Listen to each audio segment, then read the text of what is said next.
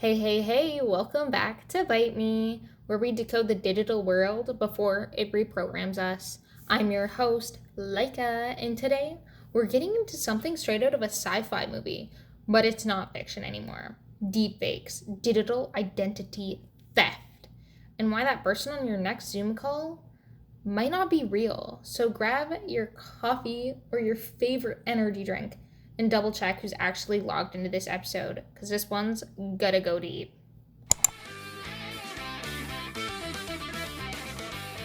What's a deepfake? Let's start with the basics. A deepfake is a type of synthetic media where a person's face, voice, or entire presence is convincingly manipulated using artificial intelligence.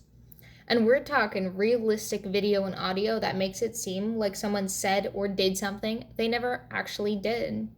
The tech behind it? It's called deep learning, a form of machine learning where artificial intelligence is trained on hours of footage or audio until it can recreate your face, your expressions, even your mannerisms.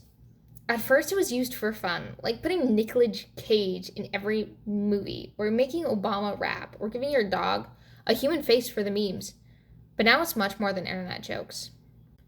The dark side of deepfakes. Here's where it gets disturbing. Deepfakes have been used to create fake videos of politicians saying wildly wrong and offensive things, to create non-consensual, explicit content using people's faces, mostly women, to trick family members into sending money during scams, and impersonating CEOs in voice calls to redirect company funds. And that's not even just the famous or rich being targeted anymore. It's with free tools online, anyone can be deepfaked. Even you. Digital identity theft in 2025. Now let's connect to this wider issue, digital identity theft. In the old days, identity theft means someone stole your credit card number. Now, it's your face, your voice, and even your mannerisms.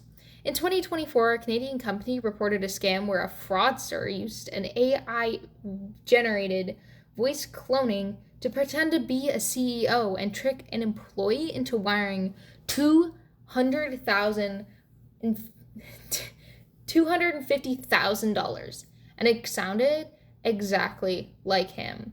This isn't theoretical. This is happening.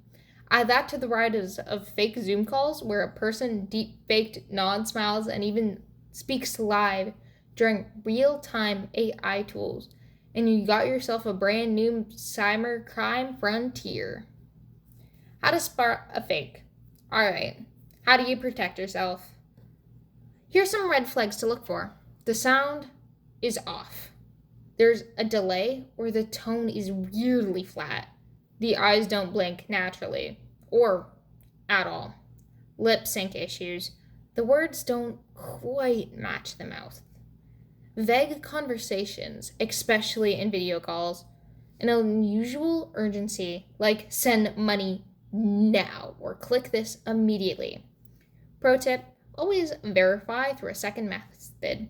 If your boss calls you asking for a password, text them separately and directly. If your cousin FaceTimes you and say they need cash, ask a question only they would know the answer to. How to protect yourself. Now we're taking the defense. Lock down your social media, less content, less training data for deepfakes. Don't overshare your personal info, especially voice messages or videos. Use two-factor authentication everywhere. Monitor your identity. Use services that alert you to impersonations. And educate your friends and family, especially the older ones. If they get a weird call that sounds like you, let them know it might not be you. In Canada, if you suspect identity theft or a scam that involves deepfakes, you can 1. Report it to the Canadian Anti-Fraud Centre at www.antifraud-centreantifraud.ca. 2. File a police report if money or personal data was stolen. 3. Contact your bank and credit bureaus immediately.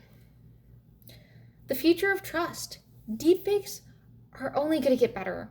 Soon we might see an era where you need to verify your identity for every online conversation. Biometrics, encrypted video, digital watermarks, they're coming. But so is a bigger conversation. What does real mean anymore? As we step into the metaverse, remote work, and AI generating everything, how do we know who we're talking to? We need tools, laws, and education. And most importantly, we need to talk about this now.